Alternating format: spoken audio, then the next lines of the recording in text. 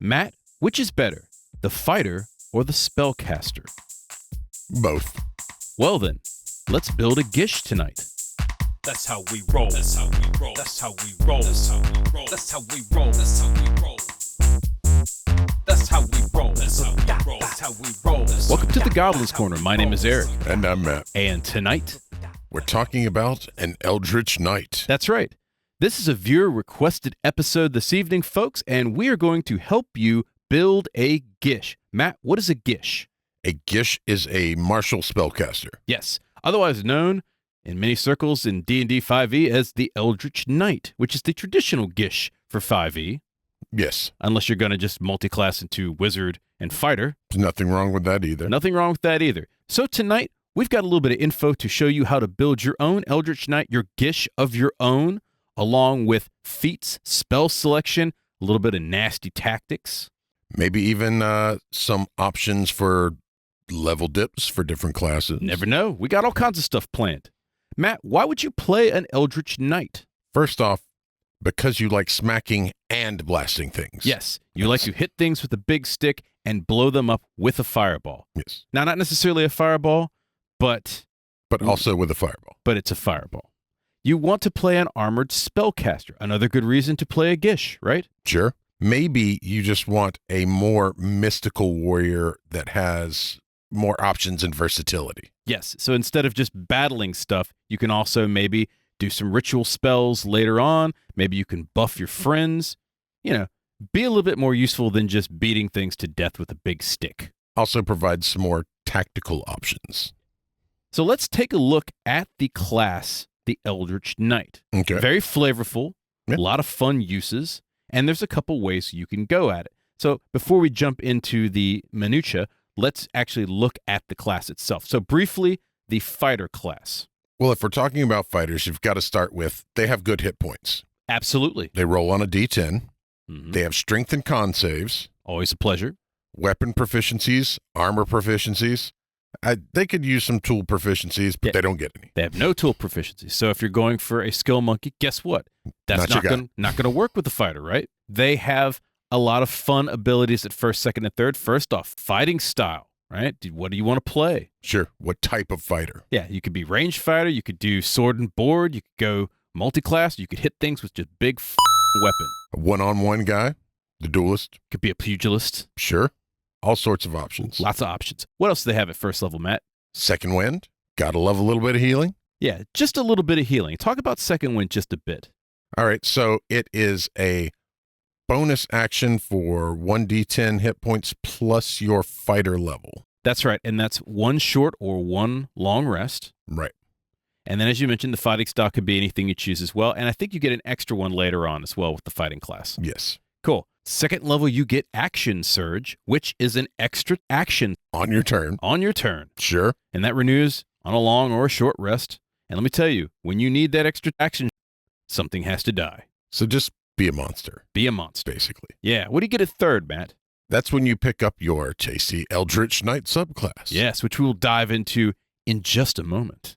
And at fourth level, You get some ability score improvements or feats. the great thing about a fighter is that they get them every 4 levels like everybody else does, Mm-hmm. but they also get a bonus one at 6th and at 14th. And at 19. It's great. So you get 7 instead of 4. Yes. And let me tell you, those extra 3 can literally make or break your class. It's worth, in some cases, the dip to, like, even if you're planning on multi-classing out, running to 6 for the extra ASI. Because why not? Yeah. You also get an extra tax at 5, 11, and 20, but no one ever gets to 20. Unless you're playing a game that starts at 20. That's true. And then finally, what's another cool thing that you get as a fighter, Matt? You get Indomitable, which is you get to re-roll a save per long rest, One save every long rest. It starts at 9th. right? And then you get an extra one at 13th and 17th. So potentially 3 if you're playing in pre-epic character. Hey, that's 3 times to re-roll a save before you have to take a long rest. Go fight that Eldritch Dragon. Go fight that Lich. Sure. Go fight that Flump. Don't fight that Flump. Vampires. Nobody wants to be dominated. Nobody wants to be dominated by the vampire. No, he's going to throw glitter on you, make you walk in the sun. So that's the fighter. Easy enough, right? A lot of good flavor just from that. But we're going to add on the Eldritch Knight features as well at 3rd level. Now, talk to me about the Eldritch Knight. They get their features, as you stated, starting at 3rd. You get spell casting, which is right. It is the basis of the flavor of the class. You are a fighter that casts spells. Right. I might add that there are only 2 types of spells you can cast aside from an extra one every now and then, which is abjuration and evocation. As a fighter, that's pretty much what you're looking for. That's anyway. perfect. I want to protect myself and blow something up. Blow something up with a fireball, right? I believe it maxes at 4th level unless you multi-class. Yes. And then you can also get 4 wizard spells from any school throughout your career if you go the full route. That is a total of 4 spells. You're going to want to pick those kind of precisely. But you could swap them. Yeah. So that's good. But yeah, 4 other spells from other schools. We've got some selections as well. What do you get at 3rd level as well, Matt? You get weapon bond. Talk to me about weapon bond. You can bond with up to 2 weapons. Mm-hmm. You can't be disarmed. At all. At all. Additionally, you can summon one of them as a bonus action on your turn. Not being disarmed is pretty great because that allows you to, for example, walk into the castle without any weapons and summon a sword as soon as you get through the gate and kill someone. It also allows you to have a weapon of returning at 3rd level. Yes. No more carrying around ammo for thrown weapons for the fighter. You just need the one. You got a throwing axe. You're tossing it. Now, it is a bonus action, so you are burning your bonus action up. Sure. What's the fighter going to do with their bonus action 9 times out of 10? At 3rd level, if something's flying, right, realistically, that bonus action is going to be to retrieve the weapon. Sure. You've got Mr. Boomerang. Yeah. Mr. Boomerang. Of any style. Of any kind. It could be Mr. Boomerang, the great axe. Could be Mr. Boomerang, the sword. Mr. Boomerang, the spear. Sure. A lot of Mr. Boomerangs going on. Mr. Boomerang, the lucerne hammer. What? Oh, you can do whatever. And why not? Why not? Get that 20 strength, toss a lucerne hammer at your foe. That would be amazing. That would be. The visual for that. Again, this is all thematics, really. Mechanically, it doesn't really do a whole lot except just return stuff. Sure. But the shenanigans, that's what we're here for, folks. There are things that you're going to want to okay or not okay with your DM. Absolutely. All right, 7th level, you get War Magic. Talk to me about War Magic. If you cast a cantrip, Mm-hmm. you get a free attack. Yeah, a lot of cantrips that are great. We'll go through some of them. So I cast a cantrip, I smack you with the lucerne hammer. Yes. Now, there are cantrips that require you to make a weapon attack, right? Booming Blade, for example. Mm-hmm. You still get the free attack. Yes. So if you cantrip Booming Blade, smack somebody with the lucerne hammer, that's 2 attacks. Yes. And that's not including potentially your second attack at 7th level. Right. And also not potentially your action surge as well. So think about that. At 10th level, you get Eldritch Strike. How does that work? You hit an opponent in melee, so if I hit somebody, then you give them disadvantage on the next spell you cast.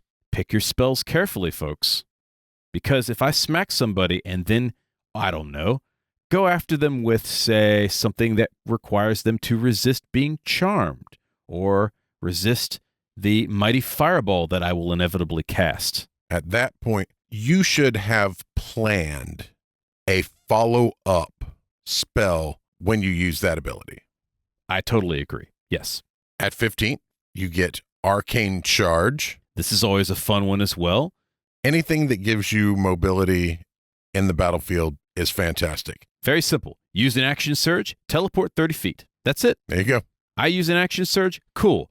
I've now able to smack somebody a little bit more, and I can teleport. Sure. It's an action surge Misty Step. Yes. How delightful. And then you get the big bad at 18th. Your capstone is Improved War Magic, cast any spell, Mm-hmm. and smack a fool with an extra action. Just What's more to like? How delightful. But again, let's be honest, you're probably not going to get to 18. It's great. You keep saying that. I know. It's because we don't play enough epic encounters. I think the object is, for capstones, you start at 10th and you run too epic, right? You have your early level games, which start at first and then run to 10 or 12. Mm-hmm. Or you have a game that starts at 10 and runs up. That's a good point. So that's the Eldritch Knight in a nutshell by its class. Speaking of other things we could talk about in a nutshell, we have what, Matt? We got the question of the week. All right. What's tonight's question of the week? As you know, a lot of my questions of the week are kind of personality test flavored. Pick a martial and spellcaster subclass for the Gish'n that you, Eric, would want to be. I could see myself being the charismatic barbarian. Okay. So, barbarian bard, a skald. Sure. They used to call that, I think they had that in 3rd edition or 2nd. But I also liked, I just like the classic smack somebody around as a thief, stab them in the back, steal all their money, and then teleport away. So maybe thief wizard would be fun. Or, thief bard would also be a delight. Be a scoundrel. I like to be a scoundrel. That's what I'm going to do. Have a little hat with a feather in it.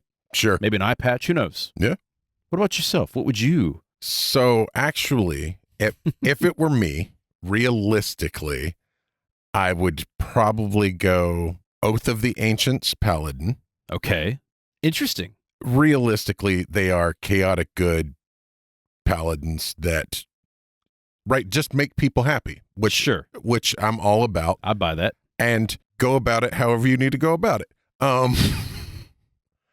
And probably either druid, because I feel like in no multiverse am I ever going to give up the chance to have an ankylosaur pet given the opportunity. So you'd be a paladin riding an ankylosaurus. Yes. Yeah, you've already got a war club. It's the ankylosaurus. It those is. of you who don't know. The stat wise, it's terrible, but it's so good. So flavorful. It's so good. So flavored. What would your answer be to the question of the week? Hit us up. We'd love to hear from you at Goblin's Corner on all the various socials. And of course, you could do what, Matt? Comment down below. That's what it's there for. That's right. We love to see your answers. And I'm just a curious person by nature. We're curious. So let's make the Eldritch Knight. We've got the idea of the basic fighter class. We've got the idea of the chassis for the Eldritch Knight. What are some important things to consider when you're building this character? First, you've got to talk about stats, right? Okay. You have either strength or dex, depending on what type of fighter you want to play. You're going to be a smacky fighter. You're going to be a stabby fighter. Right. Con. Because you need to stay alive. You're a melee fighter. Right.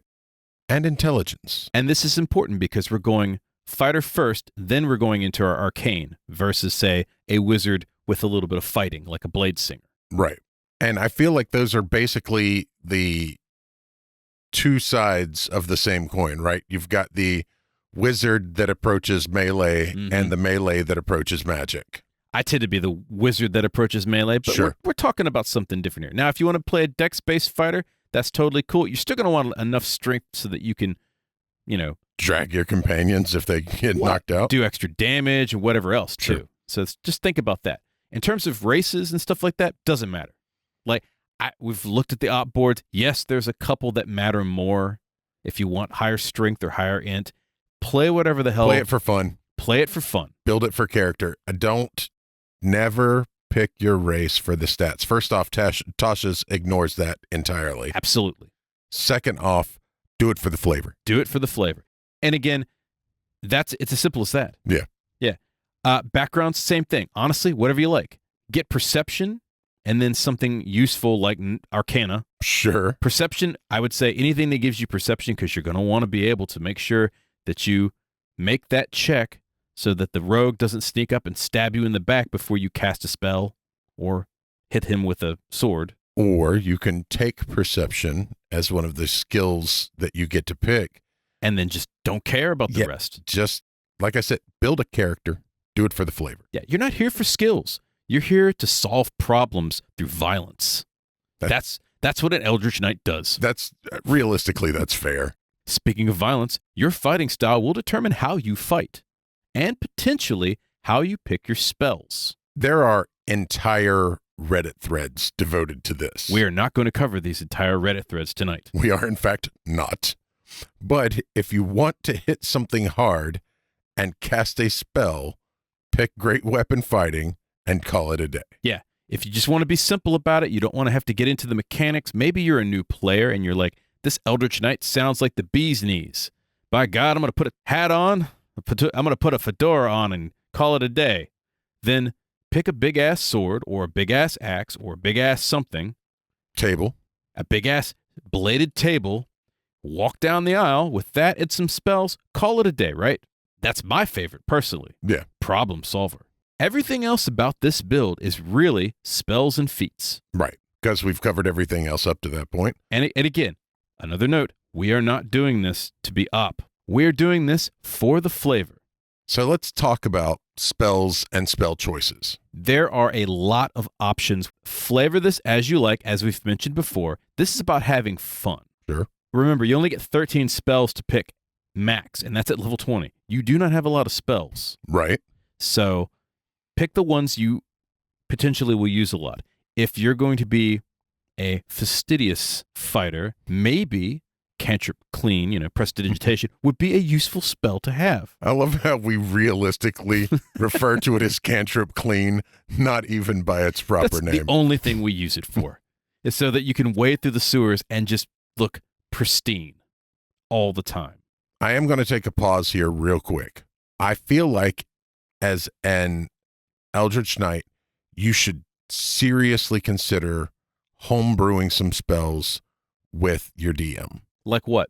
Things that combine spells because you get abjuration and evocation, right? A shield spell that also deals damage as a second level spell. Things like that. Either combine spells or things that fit your character and how they go about doing business. Yeah, and I agree with that as well. Again, that's dependent upon the world you're playing and also, whether or not they allow that sort of thing. Sure. If they don't, that's fine too. Yeah. We've got a bunch of spells right now that we think are pretty awesome. Let's talk about cantrips. And remember, you get up to 4th, right? Cantrips are going to be the ones you're going to be using the most because you use them all day. Sure. Pick something offensive. You will be using this a lot. That's the first option there. Booming Blade's a great choice. That would be the first one I would choose. Sure. Especially when you get war magic. Yeah, because then it's just a multi-combo kill. Other good options include stuff like Firebolt. So if you want to Distance. hit somebody from range, I don't want to carry a bow. I want to hit them with a Firebolt. Right. Why wouldn't I? Sword Burst is great for crowds. Absolutely. And I think any of those would be delightful. Other good options could also include stuff like, Toll the Dead if you take a feat for it. Realistically, there are no bad ones. True. There are ones that are better than others, but there aren't any that are truly awful. Shapewater Shenanigans are also delightful too, Yes. if you don't want to use them for damage. Let's talk about some first level spells. Matt, you've got a couple that you recommend. A no-brainer is shield. Yeah. 5 AC on a reaction. Done deal. Yeah. That combined with full armor makes you a tank. Sure. It makes you the tank. You're getting up there with Artificer and Forge Claire type numbers. Oh, yes. Magic Missile, can't miss. Can't miss. Always a plus. Sometimes the dice gods hate you and you need to just take a breath, take a step back, Magic and missile. magic.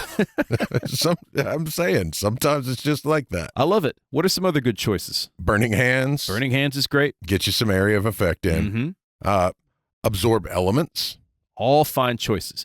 If you really need to resist something, Absorb Elements is really good. Here's some other interesting ones as well.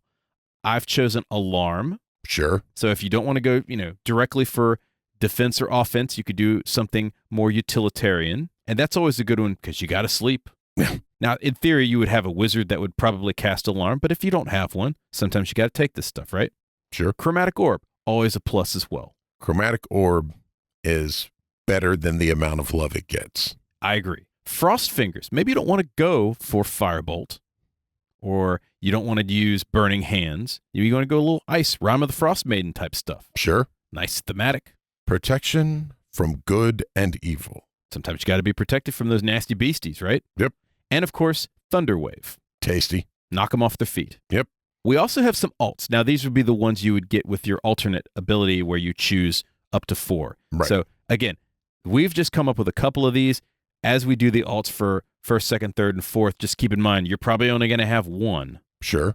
But Find Familiar, Help action every round. There are entire Reddit threads devoted to just this spell. Sure. Find familiar is delightful. Silvery barbs. Because you want to be an asshole. Yeah, it's delightful. There are entire threads in my head devoted to silvery barbs. I built an entire character on silvery barbs. It's true.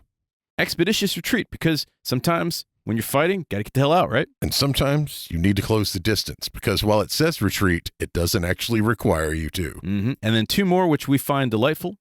Featherfall. Because you will fall at some point. Because everybody needs a parachute.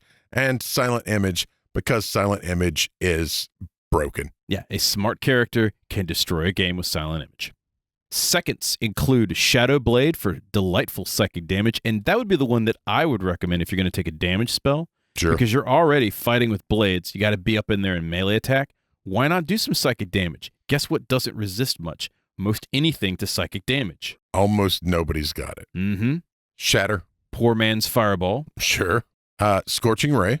Always a great one. And then Continual Flame for the cash. Sometimes you need to remember that plate mail is 1,500 gold.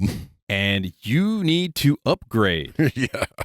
Take Continual Flame. Hey, you can swap these out. Take Continual Flame, say, when you're starting out. Yeah. Now, soon as you get seconds. Yeah, as soon as you get seconds, which is probably you're right around 8th, I think. And at that point, you're like, yeah, I need some money. I need to build, buy, or steal some more stuff. Sure. So you just start making Continual Flame objects. Or maybe you just start casting them on a bunch of coins. Go into a dungeon and mess with the drow as you flick continual light spells. Tracer rounds. Yeah, why not? I was just thinking just a slingshot. Other options include Darkness, Agonazar's Scorcher, and Gust of Wind. An alt that you should probably take is Enlarge. Because if you really want to up your game on combat, enlarge yourself. Or, if you can't do that, have the wizard enlarge you. Misty Step, once again, either getting into or out of battle. Blindness or Deafness, if you want to debuff someone before you start wading into combat.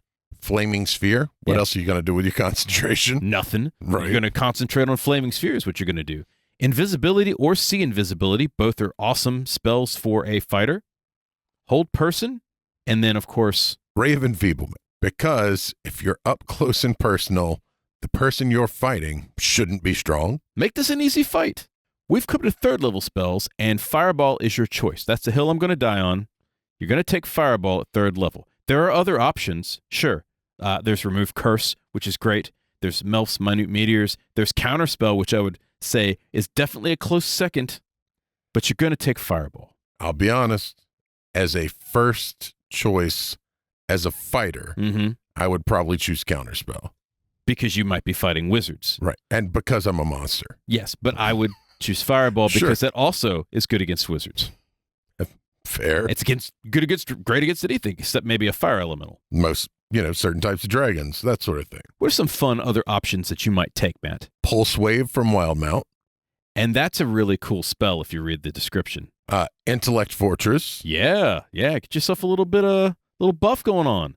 And then my personal favorite, Non-Detection. Maybe you want to be the man with no name. The Gray Man as a warrior. What a concept that would be, right? That'd be a lot of fun.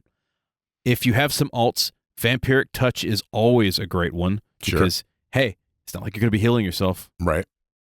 Haste or Slow. Bear with me here, folks. Get the wizard to haste you, and then you enlarge yourself. Only makes sense. Or enlarge yourself, and then get the wizard to haste you. Yes. Or slow the enemy, haste yourself, call it a day. And get the wizard to enlarge. Get the wizard to enlarge you, yes. And, of course, fly. Fly. Because you got to fly. Yep. You got to get places. Now we've come to our capstone spells, 4th levels. And I know if you're thinking, hey, you're playing a wizard and you're like, really? This is it? But for a fighter, these are all pretty awesome spells. They're all fire related for the most part. Fire Shield and Wall of Fire, those are really the 2 big ones I think that most people take. Fire Shield's good. I don't play that a lot. I would much prefer Wall of Fire, using it as a shield. Once again, because I'm a monster, Odalix Resilience Sphere. Gerbil Ball somebody. If they're in your way, you just toss them in the Gerbil Ball. Yeah, it's just a dex save. They fill that dex save, and if you smack them up and they now have disadvantage on their dex save, you Smack them with your sword, gerbil ball them for a second. They're out of the fight. Yep. They can't do anything. Go fight something else for a little while. Sit, Ubu. Come back for a while. The wizard's already summoned a golem. It's just sitting there, rolling the hamster ball around a bit. What a delight, right? Understand, we know it is technically frictionless. In our world, It's a hamster ball it's a hamster ball, of force. and you can move it around. You can't use it as an instant kill spell, but you can absolutely terrorize somebody with it. It also is really great if you have to resist some damage. You cast it on yourself, and now you are impenetrable. Yep, sometimes you just need a second. Yeah. You just got to take a breather. 1 second. Drink that healing potion inside the resilient sphere. That's what I would do. Other great options include Storm Sphere. Maybe you're a feisty, stormy pirate on the seas Sure. as an Eldritch Knight. And then this is a fun one that doesn't get a lot of love. Sickening Radiance, Matt. There is an interesting note in this spell. This is the Eldritch Knight's version of Fairy Fire. Yes, Your creatures cannot be invisible in the area of a sickening radiance. and you're taking damage. Yes. Also, Banishment, another great spell. If you're feeling particularly monstrous, you cast Sickening Radiance and then Odaluk's Resilient Sphere, and they're trapped in the radiation. Oh, that's really awful. I love that. Because I'm a monster. In addition to Banishment, we got a couple of alts as well. There's really only 2 that we would recommend. There's a lot of alts you could take, Sure. There's a lot of good ones. but your For us, for us, you're going to take either Polymorph or Fabricate.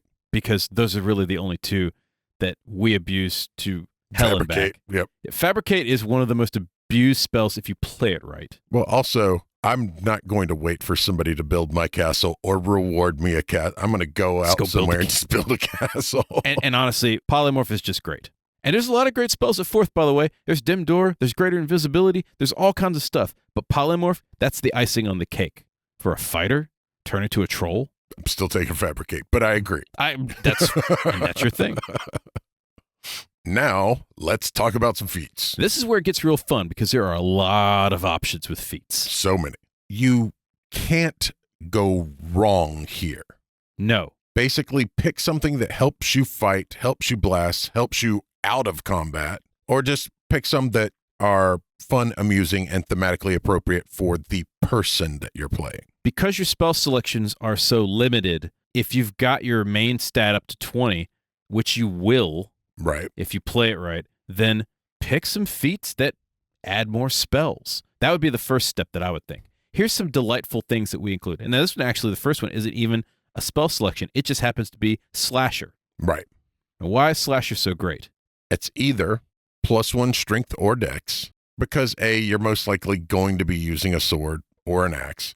It's nice. If you're not hitting with a sword, then do something else. Right. Like if you've chosen flavor-wise to go with a spear, Slasher clearly is not the feat for you. Yeah.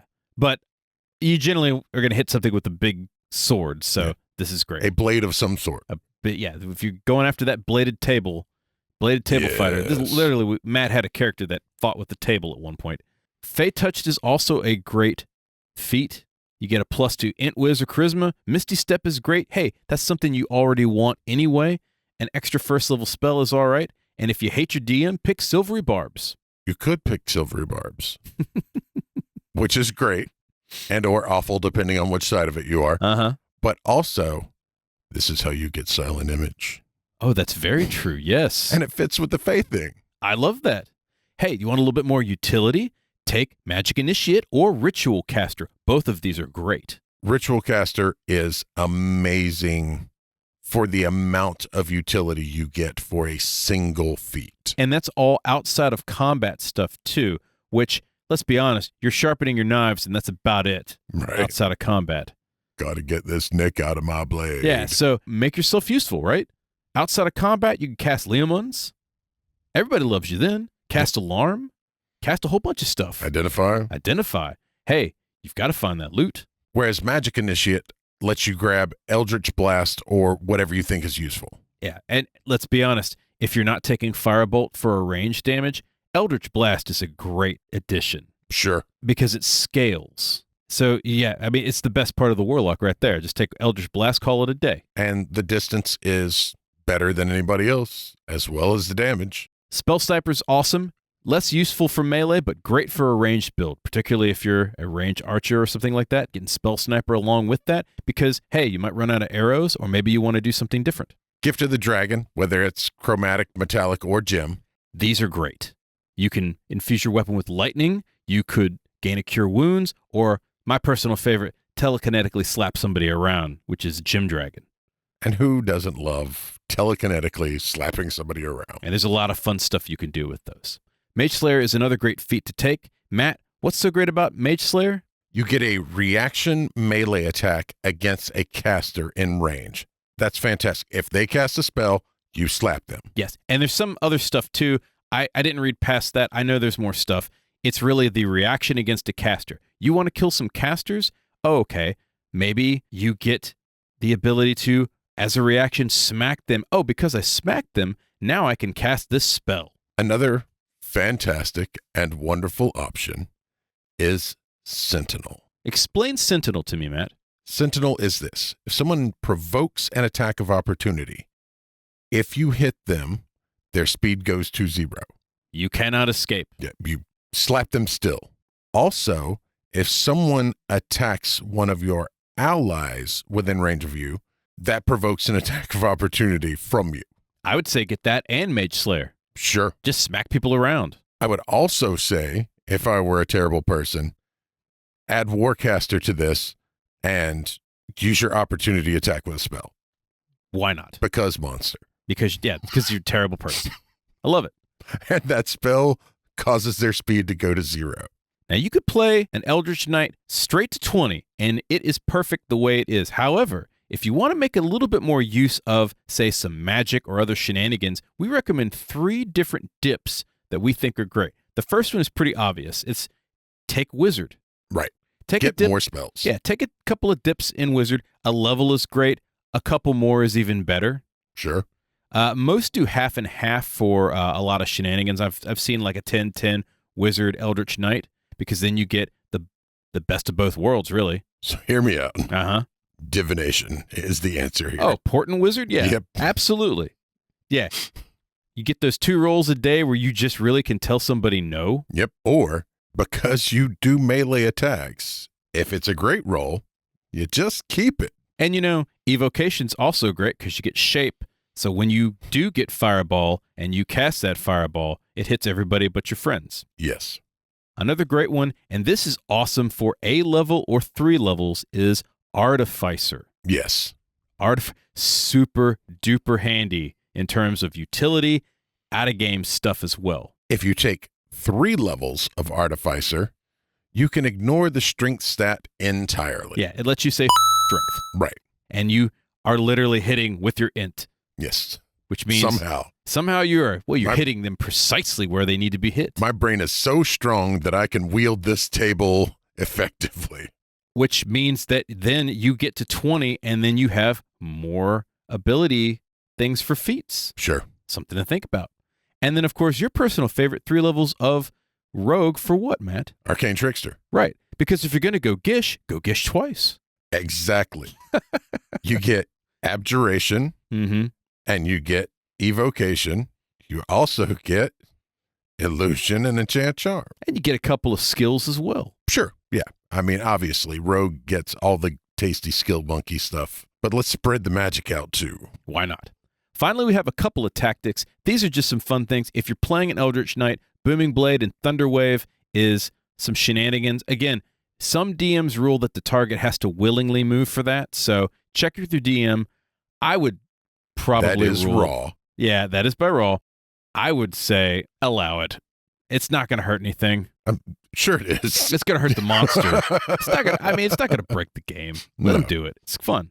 You can use Weapon Bond to an easily thrown weapon as one of your 2 weapons and use it for spells like Darkness or Silence. Yeah. Cast it on the object and then put it where you want it. Cast a spell that's either permanent or concentration based on the weapon itself, toss it into the enemy, and watch them go blind. That is a fun tactic to use because, hey, if they pull it out, you just summon it again and toss it back in them. I just had an image of spearing a wizard with a silent spear. Cast Silence on the sphere. Spear the wizard.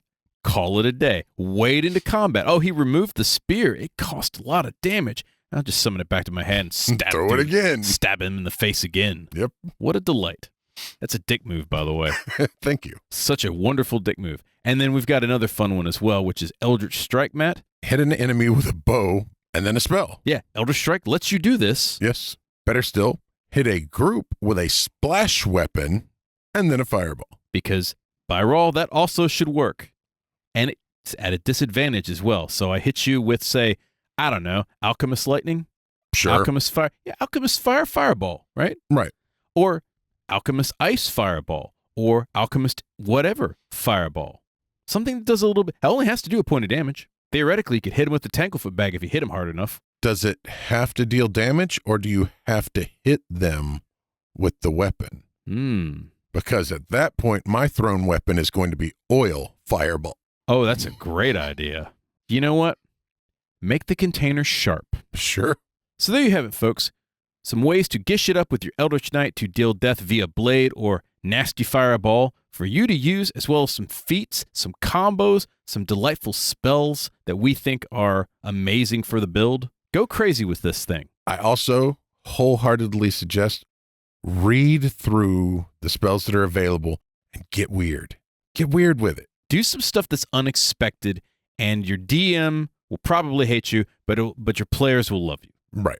Any questions or comments? Hit us up at Goblin's Corner on all the various socials. Did you enjoy this podcast? We're summoning a few more shortly. Subscribe to it on your favorite player, YouTube and Twitch. Click the 5 stars and give us a review on iTunes and Podchaser. And on YouTube, hit the like and subscribe button. It gets our show in front of more people, and it feeds the hungry algorithm. Which is currently approaching with a spear which is eerily silent and is about to impale you through it. We know you're a caster. It's true. Look at you sneaking around. Yeah. Waggling your fingers, doing your chicken dance. Sneaky, sneaky.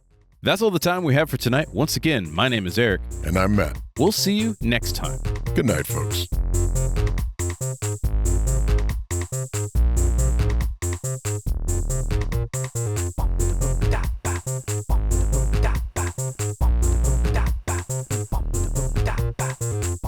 The Goblin's Corner has been written and produced by Eric Holden and Matt Staple. D20 did our music. And this has been a Subterranean production. Later.